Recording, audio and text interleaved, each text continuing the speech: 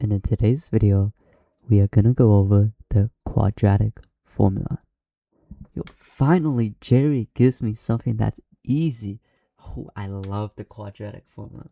There was a song I learned. I'll teach you later. I think if I still remember, it was a song that my teacher gave me to remember it. Did she give me a quiz to see if I remembered it? I forgot. Okay, let's keep going. So learning objectives are identify ABC, blah blah blah, quadratic formula. Okay. Okay, so when do we use it? So some equations, like I did a video earlier about factoring, and that only works in some cases where you multiply to this one but add up to this one. And this one, I I don't think I see a clear way to add up to this but multiply into that. So there's another way we can solve it, and that's by using the quadratic equation. Okay, so here is the quadratic equation. So normally when we have, I think it's ax squared plus bx plus c. So our a is x squared, b is the coefficient of x, and c is the constant. So here is the quadratic equation. And here is the song you're about to learn. X is equal to negative to b plus or minus the square root of b squared minus 4ac all over 2a. Yeah, so I don't know, every singer just called me. They asked me if I wanted to like sing at every event. Yeah. Also, sorry if you hear piano in the background. It's like background music. Okay. Okay, let's keep going. Okay, so A is our with the numbers here are all our coefficients. So A is the number in front of the x squared, and that's a 1. B is 5, as you can see here, and C is 6, it's just a constant. So this one, I don't think it's factorable through the method we did earlier. So we have to use the quadratic equation. So yeah. So negatively plus or minus the square root of b squared. So we just plug it in. And sometimes we're not gonna get a nice number. Like this is a really weird number. And that's just like our solution. And the plus or minus means it's either a plus or it's either a minus, and that's how you write it out. So there's two solutions, and you have to write both of them out. That's what my pre-calc teacher told me. But yeah, and sometimes you get a negative number in the radical, and that's when you have to use imaginary numbers. I learned that in Algebra 2, I think, and I can teach you about it, but it can't be it'll be in a different video. But yeah, so this is the solution we get once we plug everything in, and let's keep going. And then okay, the square root of 1 is obviously 1, so in this case it's like it's a good number, but most of the times it's not going to be a good number.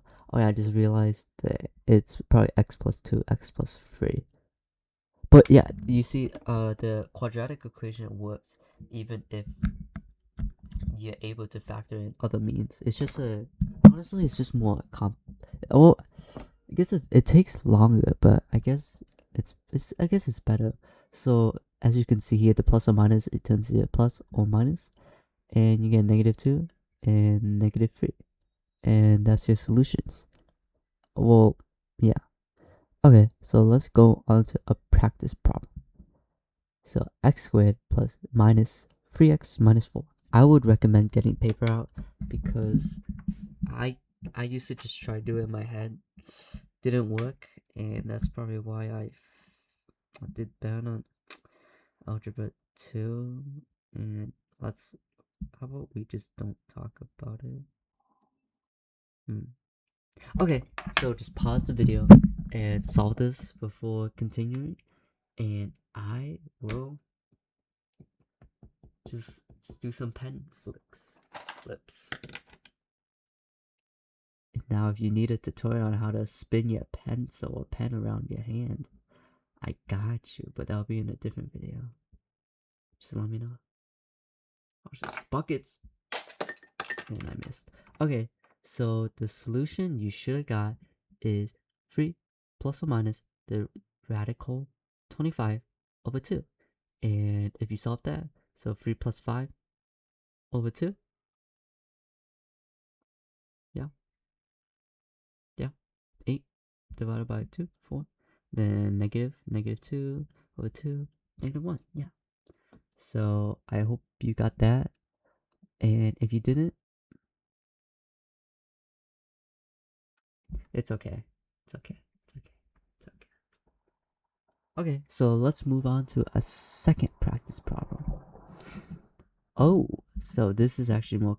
So normally I would just try factor it by doing slip and slide. That'll be another video, by the way. That's another video. But I want you to do the quadratic equation this time. And let's see what you get. So make sure to pause it or just keep this running so you can just hear me talk or what.